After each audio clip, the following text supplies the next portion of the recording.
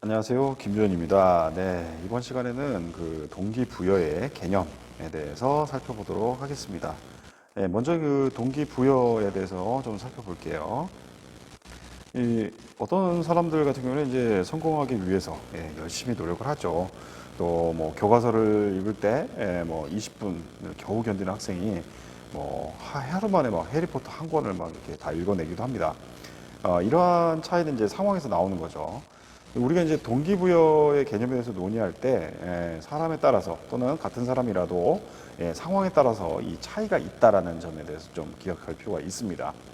우리가 이제 그 동기부여를 갖다가 목표를 달성하기 위한 개인의 노력의 강도, 방향, 그리고 지속성으로 설명하는 과정으로 정의를 합니다. 일반적으로 이제 동기부여는요, 그 어떠한 목표에 대한 동기인지와 좀 무관하게 관심을 가지지만, 우리의 관심은 조직의 어떤 목표에 초점을 두고 있습니다. 강도는 이제 누군가가 얼마나 열심히 노력하는지를 나타내는데요. 사람들이 이제 동기부여에 대해서 이야기할 때 주로 집중하는 부분이 바로 이 강도입니다. 그렇지만 이제 그 노력이 조직에 도움이 되는 방향을 이제 향하고 있지 않은 그런 경우에는 높은 강도가 좋은 결과로 이어지기는 좀 어렵죠. 그래서 우리는 이제 노력의 강도뿐만 아니라 노력의 질 역시 함께 고려할 필요가 있습니다. 우리가 이제 찾고자 하는 그런 노력은 이제 조직의 목표와 같은 방향으로 향하고 일맥상통하는 그런 노력인 거죠. 그리고 이제 마지막으로 이제 동기부여에는 이제 지속성의 차원이 이제 포함이 되는데, 지속성은 이제 그 노력을 얼마나 오랫동안 유지할 수 있는지를 측정합니다. 그래서 동기가 있는 사람들은 그 목표를 달성할 때까지 지속적으로 직무에 몰두를 한다는 것이죠. 동기부여의 초기 이론에 대해서 좀 살펴보겠습니다. 1950년에 이제 그 형성된 그 세 가지 동기부여 이론은 아마 아직까지도 이제 가장 잘 알려진 설명일 것입니다. 오늘날에는 이제 정확성에서 좀 의심을 받고 있는 이 이론들이 사실은 이제 지금 존재하는 어떤 이론의 기반이기 때문에 아직도 이제 그 실무 경영자들이 이 이론을 토대로 만들어진 그런 용어들을 많이 사용을 합니다.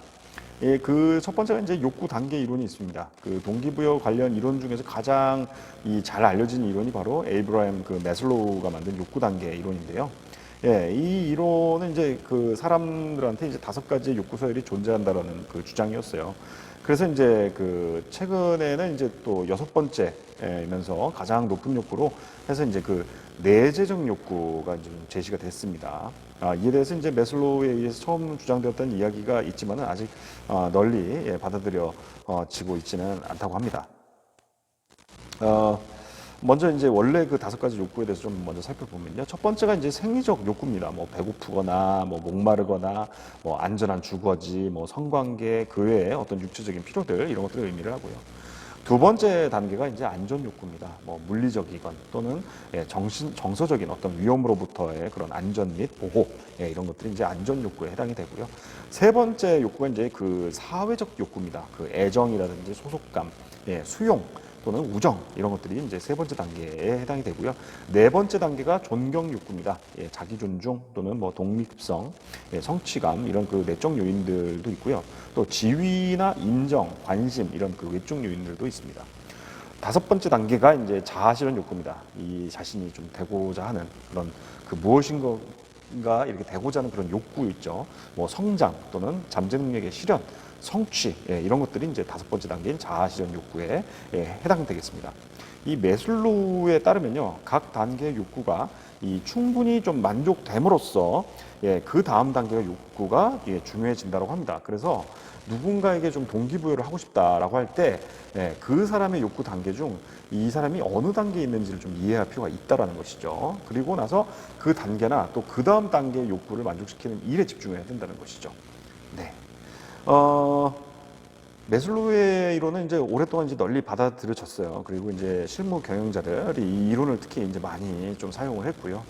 이 이론이 이제 그 논리적으로 좀 이해하기 쉽고, 직관적으로 좀 이해가 쉽고, 그리고 또 이제 이를 좀 지지하는 그런 몇몇 연구 결과들도 있었습니다. 그렇지만은 이제 다양한 문화에 좀 적용될 때 좀 특히 문제가 많았어요. 특히 대부분의 연구 결과들은 이제 생리적 욕구에 대한 내용을 제외하고는 이 이론을 지지하지 않았다는 것이죠. 그렇지만 이제 오래된 이론이고 특히 직관적으로 옳게 보이는 이론은 이제 쉽게 잘 사라지지가 않습니다.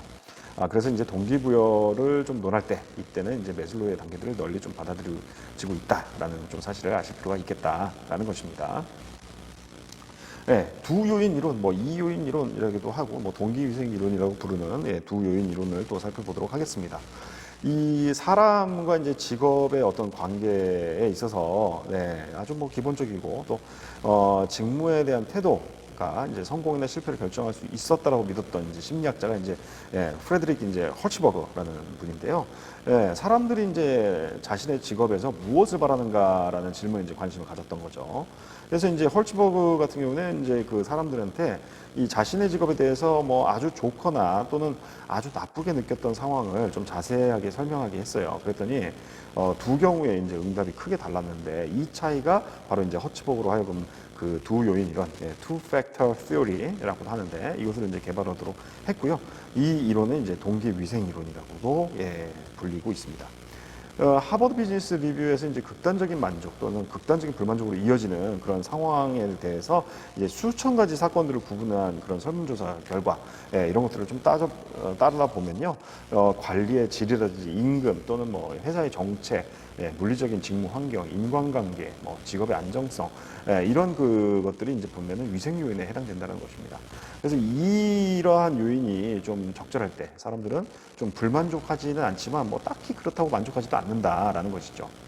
그래서 사람들에게 이제 동기부여를 하고 싶다라고 하면은 뭐 이제 승진 기회라든지 개인적인 성장 기회, 뭐 인정, 책임감, 뭐 성취, 뭐 이런 그 업무 자체라든지 업무를 통해서 직접적으로 도출되는 그런 결과들과 이제 관련되어 있는 그런 요인들을 좀 강조를 할 필요가 있다라는 것이고요. 이것들이 이제 그 사람들이 내적으로 이제 가치가 있다라고 생각하는 특성인 것이죠. 이 허츠버그가 이제 서로 이 두 개의 연속선 위에 있는 그 두 요인을 주장했다는 것을 좀 기억할 필요가 있습니다. 만족의 반대는 만족하지 않음이고요. 또 불만족의 반대는 불만족하지 않음이라는 것이죠. 그래서 이 두 요인 이론 같은 경우는 이제 학계에서 거의 지지를 받지 못하고 있습니다. 이 이론의 그 비판자들은 이제 허츠버그가 처음 사용한 그 방법론, 그리고 이제 만족, 이 이제 생산성과 강하게 연관돼 있다라는 등의 가정에 이제 초점을 맞추고 있는데요. 그 후에 이제 연구에서는 이제 위생 요인과 동기부여 요인이 어떤 사람에게 비슷한 수준의 중요성을 지닌다고 하면은 두 요인 모두가 그 사람의 동기를 좀 부여할 수 있는 그런 것들을 좀 보여준 것이죠. 그럼에도 불구하고 이제 많은 비판이 있었어요. 이제 그럼에도 불구하고 이제 허츠버그의 이론은 이제 큰 영향력을 미쳐왔고요. 또 현재도 아시아에서 이루어지는 연구에는 널리 사용되고 있습니다. 그리고 이제 맥클랜드의 욕구 이론이 있어요. 뭐 예를 들면은, 뭐 총이 한 자루가 있는데, 앞에 이제 5가지 목표가 있다라고 이제 생각해 보겠어요. 이 그 목표는 이제 그 앞에 것보다 더 멀리 놓여 있고, 그만큼 더 맞추기가 어렵습니다. 그래서 목표 A는 뭐 팔만 딱 뻗으면 닿을 거리에 또 놓여 있고요. 그 목표를 맞췄을 때는 이제 상금이 뭐 한 2,000원 정도 돼요. 그리고 목표 B 같은 경우에는 이제 좀 더 멀리 있고 한 4,000원 정도의 상금이 걸려 있고요. 그러면 시도하는 사람들 중에서는 이제 80% 정도만이 목표를 명중을 시킵니다. 그리고 이제 목표 C, 이제 세 번째 거 같은 경우는 이제 상금이 한 8,000원 정도 되고 50% 정도의 사람이 표적을 맞출 수 있고요. 네 번째 이제 목표 D 같은 경우에는 맞추는 사람은 거의 없어요. 그렇지만은 성공한 사람한테는 한 16,000원 정도의 상금이 주어지는 거고요. 마지막에 이제 있는 그 목표 E, 다섯 번째 목표는 한 32,000원 정도의 그 보상이 있는데 이것을 달성하는 일은 뭐 거의 불가능하다. 이런 상황입니다. 이럴 때 어떠한 목표를 누리겠습니까? 만약에 C를 많이 골랐다고 하면은 성취욕이 높은 사람의 가능성이 높다라는 것이죠. 이 맥클랜드의 그 욕구 이론은 이제 데이비드 맥클랜드와 이제 동료들에 의해서 이제 창시가 됐는데요.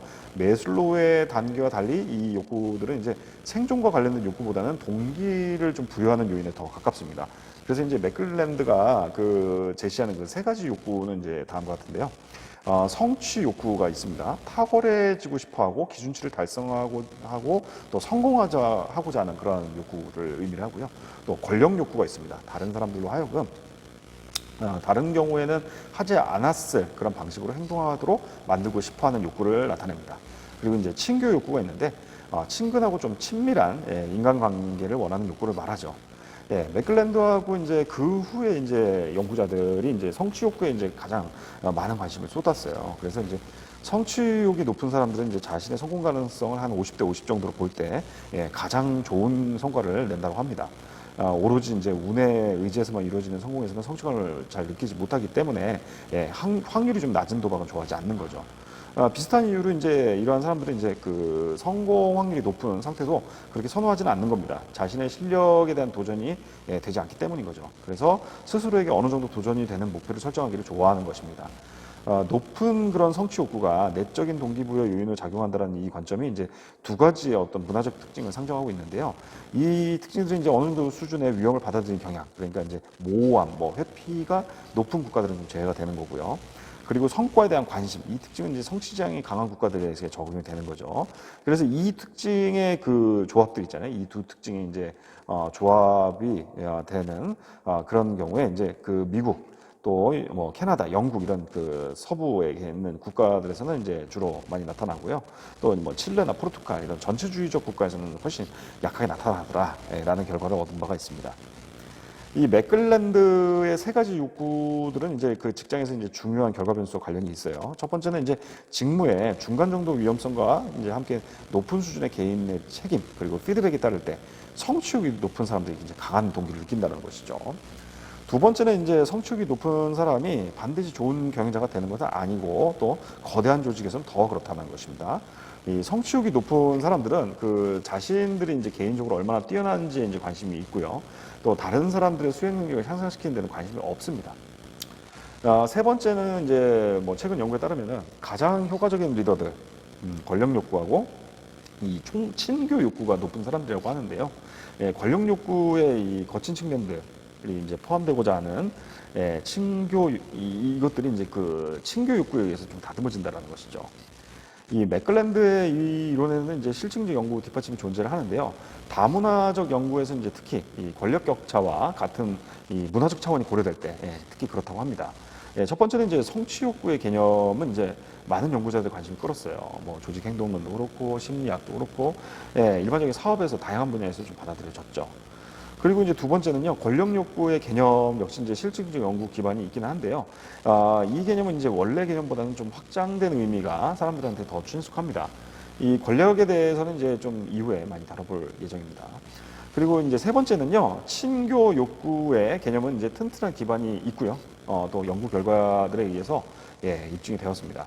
그래서 매슬로우의 사회적 욕구의 새로운 버전처럼 보일 수도 있는데 이 두 개념은 생각보다 많이 다릅니다. 많은 사람들이 이제 인간에게 이제 관계에 대한 욕구가 있다는 건 뭐 당연하게 보통 받아들이고요. 또 따라서는 이 동기를 전혀 느끼지 않는 사람은 아마 존재하지는 않을 겁니다. 그리고 이제 네 번째 부분이 이제 성격 특성이 이제 그 욕구 추구에도 영향을 미친다라는 건데요. 뭐 카메론하고 이제 독일의 어떤 성인들을 대상으로 이루어진 그 연구 결과를 보면요, 높은 신경질성 있잖아요. 이것이 이제 관계를 형성하는 그 욕구에 제약을 걸 수 있다는 사실이 좀 드러났고요. 또 친화성은 이제 친교를 추구하는 경향을 좀 강화하고 외향성은 별다른 효과를 갖지 않는다라는 사실을 밝혀냈기도 했습니다. 그 최근에 이 동기부여 이론들을 좀 또 살펴볼게요. 자기결정 이론을 먼저 좀 살펴볼 텐데요. 이 한 분의 이제 사례인데, 이분 같은 경우는 이제 동물 애호단체에서 이제 자원봉사자로 일하기 시작했어요. 그래가지고 뭐 동물을 입양하는 일을 갖다가 뭐 일주일에 한 15시간씩 도왔다는 거죠. 이 일을 너무 좋아했다고 합니다. 그러다가 이제 한 몇 달 전에 이 사람을 이제 그곳에서 시급 뭐 한 11,000원 정도를 주고서 고용을 했대요. 그랬더니 이 사람이 이전과 달라진 점은 하나도 없는데 예전처럼 즐겁지가 않다라는 거예요. 그러니까 이러한 반응을 보면은 좀 이상하다라는 느낌이 들잖아요. 근데 바로 이게 바로 이제 자기 결정 이론에 따라서 좀 설명할 수가 있습니다. 그러니까 사람들은요, 자신의 어떤 행동에 대해서 자신이 통제력을 지니고 있다라고 느끼고 싶어 하는 거죠. 그래서 예전에는 즐기던 일이 자기가 자유롭게 선택한 활동이었기 때문에 즐거웠던 거예요. 근데 이제 의무라고 느끼는 그런 뭐 급여를 받는다든지 이런 그런 것들로 인해서 이런 동기부여에 걸림돌이 된 것입니다. 그래서 이 자기결정 이론 같은 경우는 뭐 심리학, 경영학, 교육학 뭐 다양한 분야에서 널리 사용되고 있고요. 네. 그 다음 좀 다룰 부분이 이제 인지평가 이론입니다. 자기결정 이론의 그 부분에 있어서 이 조직 행동론 이쪽에서는 이제 연구 대부분이 이제 인지평가 이론에 초점을 많이 맞추고 있는데요. 이 인지평가 이론은 이제 업무에 따르는 그 외적인 보상이 있잖아요. 이게 이제 업무에 대한 내적 흥미를 감소시킨다는 이제 최근의 이론입니다. 그래서 누군가가 이제 어떠한 일을 해서 돈을 받는다면은 그 일은 이제 자신이 원해서 하는 일이라기보다는 해야 하는 일처럼 느끼게 된다는 것이죠. 그래서 이제 자기결정 이론은 이제 독립성의 영향을 받을 뿐만 아니라 능숙함을 달성하고 하고 또 다른 사람하고 그 긍정적인 관계를 만들고 싶어 한다라고 이제 주장을 하는 것이죠. 그래서 이 이론의 이제 많은 좀 시사점이 뭐냐면 이제 업무의 보상하고 이제 관련이 돼 있다는 것입니다. 이 사람들에게 이제 동기부여를 좀 시키기 위해서는 그 외적인 보상을 제공할 때 주의를 기울이는 것이 중요하다라는 것이고요. 또 어떤 목표를 추구할 때 그때 내적 동기에 따르는 것이 외적 보상에 의해 행동하는 것보다 더 오래 지속된다는 것입니다. 그래서 이제 그 비슷한 맥락으로 봤을 때 인지평가 이론에서는 그 외적인 인센티브를 제공하는 것이 때로는 그 내적 동기를 감소시킬 수도 있다라는 것을 시사를 합니다. 그래서 예를 들면 뭐 한 사람 어떤 그 컴퓨터 프로그래머가 있어요. 문제 해결을 좋아해서 코드 작성을 되게 가치 있게 생각하고 있어요. 그래서 매일 몇 개의 코드를 작성할 때마다 보너스를 제공하는 것 이런 것은 이제 강제적으로 느낌을 주고 결과적으로는 내적 동기에 어떤 악영향을 미친다는 것이죠. 그래서 이제 외적인 요인에 따라서 작성하는 코드의 양이 늘어날 수도 있고 뭐 그렇지도 않을 수 있다라는 것입니다. 그래서 이 이론을 좀 지지하는 어떤 한 메타 분석의 결과를 보면은 그 내적인 동기부여가 과업의 질에 좀 기여를 하게 되고요. 또 인센티브는 업무 달성에 어떤 양에 기여한다는 걸 본 적이 있습니다. 그 내적 동기가 인센티브 존재 유무와 좀 무관하게 성과를 예측하긴 하지만 그렇기 때문에 인센티브가 수행 성과와 간접적인 영향이 있지 않고 직접적인 연관이 있을 때는 예측력이 떨어질 수 있다라는 것이죠. 자기 일치를 또 한번 살펴보도록 하겠습니다. 그 자기결정 이론의 확장 이론 중에 하나가 이제 자기 일치인데요. 이 이론은 이제 그 사람들이 목표를 추구하는 이유가 이 자신들의 어떤 흥미 그리고 가치관과 일치하는 정도의 관심을 갖는다는 것입니다. 그래서 이제 조직행동론 쪽에 이제 미시경영론 쪽에 그 연구 결과들은 이제 내적인 이유로 업무 목표를 추구하는 사람들이 자신의 직무에 더 만족을 하고 또 이 조직 그 문화 조직에 더 잘 맞다고 생각을 하고요. 또 더 훌륭한 성과를 낸다는 것을 보여주고 있습니다. 문화를 막론하고 사람들이 내적인 흥미에 의해서 목표를 추구할 때 목표를 달성할 가능성이 더 높고요. 또 목표 달성의 행복감을 더 많이 느끼기도 하고 또 목표 달성에 실패할 때에도 행복감을 더 많이 느낀다고 합니다. 왜 그러냐면은 이 목표가 달성되었을지의 여부와는 별개로 목표를 추구하는 그 과정이 즐겁기 때문인 거죠. 이 연구 결과에 따르면은 이 사람들이 자신의 어떤 업무를 내적인 동기로 좋아하지 않을 때, 그러니까 의무감에 의해서 그 업무를 수행하는 사람들은 여전히 괜찮은 수준의 성과를 달성하긴 하지만은 그 과정에서 굉장히 많은 피로감을 느낀다고 합니다. 이러한 사실이 의미하는 것을 좀 생각해 보면 개인의 입장에서는 외적인 보상이 아닌 다른 이유에 기반을 두고 직업을 선택해야 한다는 것을 의미를 한다는 것이죠. 그래서 이제 조직의 입장에서는 경영자들이 어떤 그 외적인 인센티브뿐만 아니라 내적인 보상을 역시 제공을 해야 된다라는 것입니다. 그래서 경영자들은 업무를 좀 흥미롭게 더 만들어야 되고 또 직원들이 인정받을 수 있게 해줘야 되고 또 직원들의 어떤 성장과 발전을 지지를 해야 된다는 것이죠. 그래서 자신이 하는 일이 좀 스스로 통제 아래에 있고 또 자신의 선택에 의한 것이라고 느끼는 직원들은 이 업무에 대해서 동기를 더 많이 느끼고 또 이 고용주 또 회사에 대해 충성할 가능성이 더 높다라는 것입니다. 그리고 이제 또 살펴볼 것은 이제 그 목표 설정 이론입니다. 목표 설정 이론에 대해서 좀 설명드리면서 하나 좀 시작을 해볼게요. 이 목표 설정 이론은 이제 에드윈 그 로크가 제시한 이론입니다. 이 목표의 어떤 구체성, 뭐 도전, 그리고 뭐 피드백, 이런 것들이 이제 성과에 미치는 의미심장한 그런 영향을 드러낸다라는 것이죠. 저는 뭐 개인적으로 제 박사학위 논문이 또 목표 설정 이론을 토대로 이렇게 썼기 때문에 굉장히 제가 관심이 많은 또 그런 부분이기도 한데요. 한번 살펴보도록 하겠습니다. 먼저 난이도와 피드백 차원입니다. 목표 설정 이론에서는 이제 튼튼한 어떤 실증적 기반이 있습니다. 첫 번째는 이제 연구 결과들은 이제 구체적인 목표가 성과를 향상을 시키고 또 어려운 목표들은 한번 받아들여진 후에는 쉬운 목표보다 더 훌륭한 성과로 이어진다라는 것이고요. 또 피드백의 존재가 피드백의 부재보다 더 훌륭한 성과를 낳는다라는 것을 이야기합니다. 두 번째는요, 목표가 더 어려울수록 성과의 수준 역시 높아진다는 것인데요.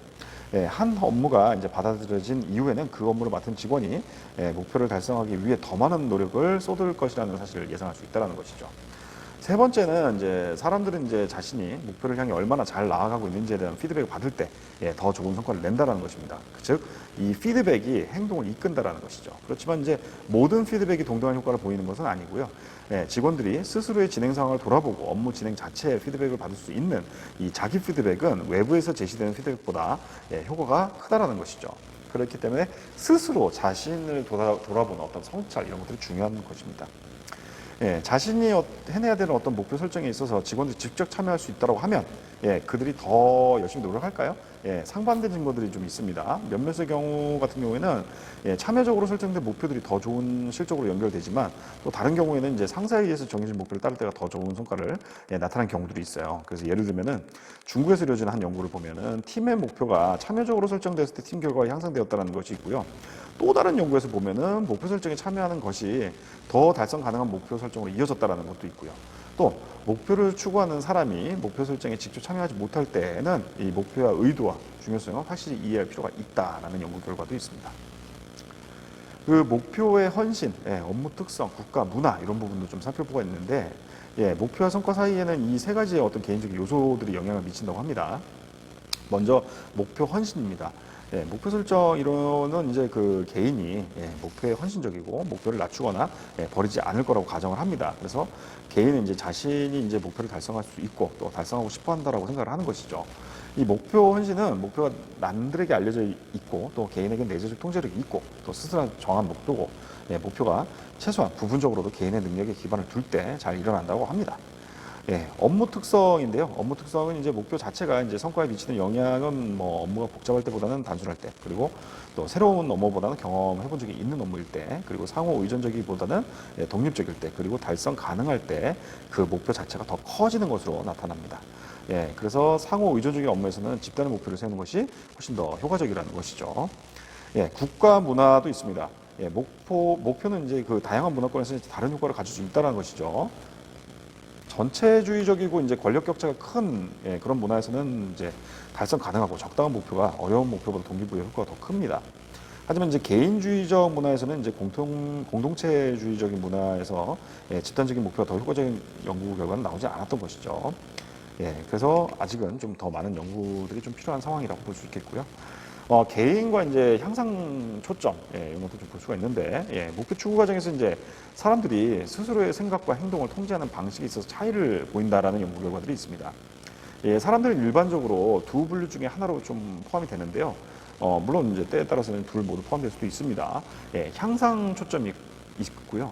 예방 초점이 있는데, 향상 초점은 뭐냐면은 이제 이 사람이 이제 승진과 업적을 위해서 노력을 하고요. 또 원하는 목표에 근접할 수 있도록 돕는 상황에 접근한다는 것입니다. 이 접근 회피 모델 전에 좀 다뤘었는데 이거하고 좀 비슷하고요. 예방 초점을 가진 사람들 같은 경우는 이제 책임과 의무를 다하기 위해서 노력을 하고요. 또 원하는 목표 달성에 좀 방해가 되는 상황을 좀 피하려고 노력을 합니다. 이 개념은 이제 접근 회피 모델의 이제 회피 측면하고 비슷하기도 합니다. 어쨌든 이 두 전략 모두 이제 목표 달성에 도움되는 것은 사실이고요. 목표에 접근하는 방식이 있어서 좀 많이 다릅니다. 예를 들면은 시험을 위해서 공부하는 상황을 좀 가정해 보면요. 이 수업 내용을 읽어보는 등 이제 이 향상 초점의 활동을 해갈 수도 있고, 또는 이제 비디오 게임 같이 이제 그 뭐 게임 하는 거 있잖아요. 그런 그 인터넷 게임이라는 그런 공부에 방해가 되는 행동을 지향하는 예방 초점의 활동을 할 수도 있다라는 것이죠. 어쨌든 간에 이상적으로는 그 향상 초점하고 예방 초점을 둘 다 갖는 것이 좋다라는 것입니다. 이 회피적 관점, 그러니까 예방 초점을 가진 이런 사람이 실패에 대한 업무 만족도의 그 감소를 더 많이 겪는다는 사실이 있고요. 그리고 이제 달성 가능한 목표를 설정하고 방해되는 그런 좀 이제 그 방해되는 요소들을 좀 제거하고 또 목표 달성의 실패 가능성을 줄이기 위한 그런 구조적인 접근 이런 것들이 좀 필요하다라는 말씀을 좀 드리고 싶습니다. 그리고 이제 목표 설정의 실행인데요. 이 경영자들이 이제 목표 설정 이론을 어떻게 좀 적용할 수 있을까요? 이 문제는 이제 경영자 개인의 어떤 기량에 맡겨지는 경우들이 많은데요. 주로 이제 막 공격적인 목표들을 뭐 설정해서 하는 경우들이 많죠. 더 좀 체계적인 방식이 이제 목표에 의한 관리, MBO라고 많이 들어보셨죠? 이런 것들이 이제 1970년에 아주 인기를 많이 끌었고 지금까지도 많이 사용되고 있고요.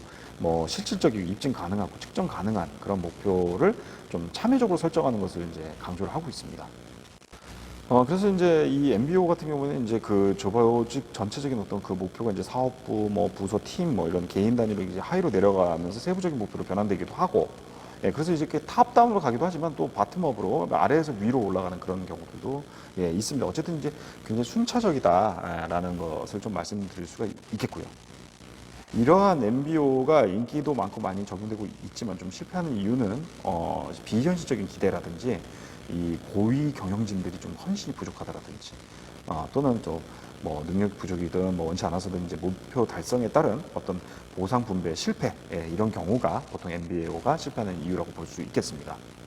이 목표 설정과 또 윤리에 대해서 좀 살펴볼 필요가 있습니다. 목표 설정과 윤리 사이는 좀 관계가 굉장히 복잡한데요. 예. 뭐 예를 들면 이제 목표 달성이 돈과 이렇게 연관이 돼 있으면은 뭐 돈 버는 것에 우리가 초점을 주로 맞추게 되고 이제 윤리적인 타협을 하게 될 수도 있죠. 예, 그럼 또 반대의 경우도 있을 수 있고요.